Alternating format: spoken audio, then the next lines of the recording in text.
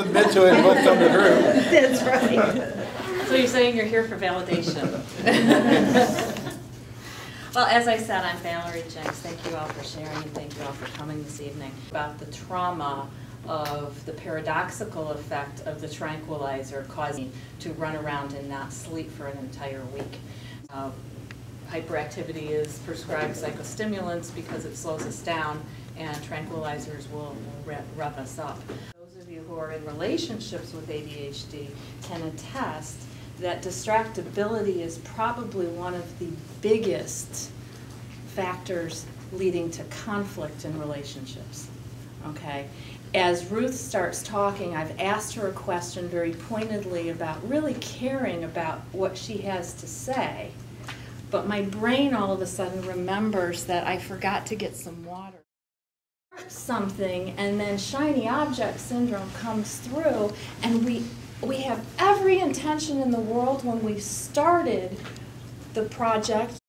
True ADHD is a neurological issue, and we are born with it. So why is it that so many adults are being diagnosed in recent years? Well, there's actually science that supports when you, and here's the deal. Those of you who have been diagnosed as adults more than likely have very highly intelligent brains. Okay? And the reason why I can conclude that is because it's your cognitive abilities, it's your intelligence, it's your problem-solving capacity that has allowed you to develop coping behaviors throughout your lifetime to float under the radar undiagnosed. Okay? You probably, if you think back, have always had some kind of issues in relationships and school functioning, self-esteem issues. Things always seem a little bit harder for you, but you didn't have the legitimacy of a diagnosis. Why? Because your intelligently smart brain was able to figure out how to deal with things to be able to skate under the radar. Okay? But now we're living in an age where our senses and nervous system is assaulted by stimuli all day long. And what do we do for that? We eat crap food, we pour ourselves full of caffeine because we get inadequate sleep, okay? And we pay hundreds and thousands of dollars for gym memberships that we never use. I want to get through these really quickly because self-care is a really long word, and that's the acronym I came up with. So sleep, exercise is the second one. L, laughing. Chicken dance. The things that we're known the most for with biofeedback and neurofeedback across the board, most efficacious, most researched, ADHD. It's the early 50s. Both biofeedback and neurofeedback have been around for many years. With biofeedback, what it actually means is that we use machines to see how your body responds to what you're thinking so that you can change what you're thinking or your moods to get your body to respond. So if you think about it with like migraines or with pain, what we're doing is moving the blood flow in your body and relaxing those muscles. So when we hook the machines onto you and you can see exactly what your body's doing, you can see when you're tensing those muscles so you can recognize that, you can see when you're relaxing those muscles, you change what you're doing. It can be breathing, it could be visualization, it could be a lot of muscle relaxation things. Anything that's going to make those muscles relax, it's going to get you that relief from the pain that you had before.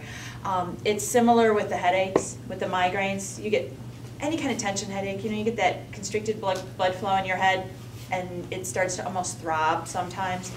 When you can start learning to move that blood down to your hands, which is what we teach people, you start getting relief from it. So it's all about the machinery, hence the engineer to the biofeedback, because I'm really about the equipment. It's very cool what we can do with it. Neurofeedback is a form of biofeedback. It's all about the brain waves, where you're retraining your own brain. Everything that I do, I'm pretty much a coach, and you do it all. But with the neurofeedback, you're actually changing your brain to re-hardwire itself. Part of what we do with traditional biofeedback, besides for the hand temperature, we do a lot of heart rate work, we do a lot of skin conductance, because with the whole fight or flight response, when you get stressed, you get cold and clammy hands, because the blood leaves your extremities, goes to your large muscles so you can run, and you get those nice clammy hands from the sweat in your hands. So we're watching those bodily functions that you don't think you normally have control over, and we're giving you control. So are we watching her brain work? We're watching her brain dead center on her head. This is laughing for a minute. What happened there? That's the movement. If you move at all, then we start getting movement. This is her raw brainwave up here. These are the waves broken up. Oh, you are in good shape. The top ones are the gamma, the high beta. When I was talking about that other form of ADHD, normally we see a lot of this dark blue, which is that theta wave that I was talking about, that slow wave. There's an alternative form that we see occasionally, and it's those people that you know that the medication won't work for them. It sort of exasperates the problem. They have far too much of this high beta. The high beta is almost like a high-strung kind of wave. We all need some, but we don't need a lot of it. When I have a lot of pain with someone, we see a ton of that in the brain, because that's how the brain's coping with it, is an awful lot of that high beta. But I do see our fair share, especially with cocaine addicts, a lot of that high beta form. Hence, a stimulant's never going to do it. It's only going to make things much worse. Underneath it is the beta, which is what you fire when you're doing something. If you're throwing a ball, you're riding a bike. Underneath that is the green. The green is what we usually work on a lot when we're trying to work on focus issues. It's a relaxed concentration. We call it low beta. It's being alert and awake. The easiest way to equate it is if you were playing baseball and you were throwing the ball, the pink would fire.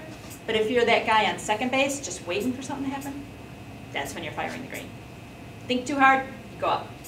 Doze off, go down. It's really hard to stay in that place, but it's the optimal place that we always want to be with focus issues. Underneath that is the alpha, which is what you fire when you meditate. When you first relax to fall asleep, when you visualize. Underneath that is that theta. Theta is great in the back of the brain. It's a good deep meditation. It should be really strong in the back of the brain, but for anybody who has focus issues, there's usually a widespread excess of it in the brain. And we're trying to calm that down.